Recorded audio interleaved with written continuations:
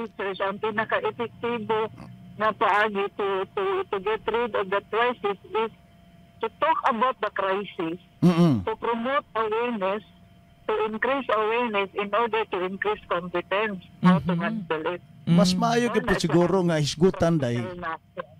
Mas maayo gyud po siguro, Doc, Sir Chof, no, nga hisgutan para pod nga ang katong mga kaigsunan nato nga nagbato niini nga klase nga krisis karon, maawag sila nga istorya or nato ipadayag nila kung sa ilang nasinatian karon mga panahon na, di ba, sir?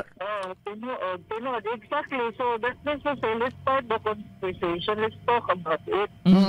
Okay. Kaya, like what I have said, kailangan nato istoryahan, kailangan nato increase ang awareness sa public so that we will also increase the competency of the public kung saan siya pag-handle.